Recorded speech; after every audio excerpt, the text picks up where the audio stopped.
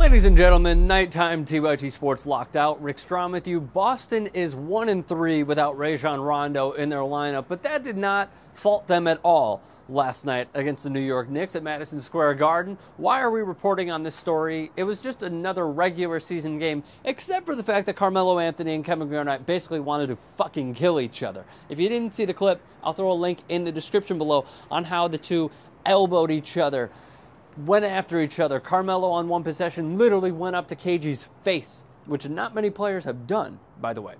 And so basically what happened, everyone knows that Kevin Garnett is this humongous trash talker, and to many a huge tool and piece of shit because of the way that he goes about his trash talking tactics. Now, the reports today that came from Black Sports Online, that's a real website, and I freaking eat it up, and many other sources, outlets, what have you, is that Kevin Garnett decided in his trash-talking escapade with Carmelo Anthony last night to get in his head. It obviously worked. He went 6 for 26. He still had 20 points.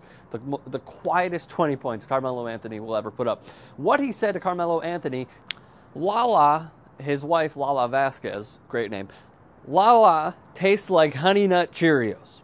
Now, why is this and that cute little bee on the box of Honey Nut Cheerios being brought up today? Well, I'll throw a link in the description below, also to urbandictionary.com.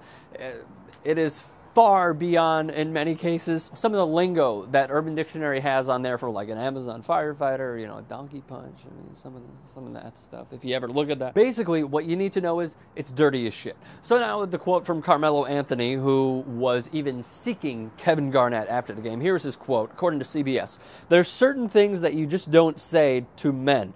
Another man. I felt like we crossed the line, but like I said, we both had an understanding right now. We handled it the way we handled it. Nobody needs to know what was said behind closed doors, so that situation was handled." Apparently, sometime during the game, or just after the game, as both teams were going through the tunnel to their respective locker rooms, Carmelo said that he will literally see Kevin Garnett outside. So what happened? Well, Carmelo Anthony waited for Kevin Garnett right outside the Boston Celtics team bus. I kid you not. Comcast Sportsnet in New York had the story as well. My take on this, it's immature on both parts. I understand that you want to trash talk. You want to somehow gain an advantage, but you don't do it like that. And Kevin Garnett has had, on both parts actually, with Carmelo Anthony saying that he would wait for him, and he actually did after the game. Even if it's to say sorry, how about you just call him and get in touch with him? It's the night of. Sleep on it.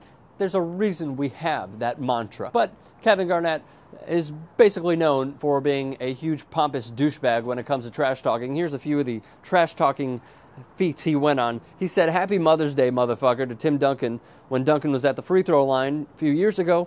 Many years ago when Garnett was still in Minnesota. And if you didn't know, Duncan's mother died of breast cancer the day before his 14th birthday. He called Charlie Villanueva a cancer patient. If you didn't know, Villanueva has a form of alopecia, which prevents hair growth. So what do you guys think? Who do you think is in the right? Who's in the wrong?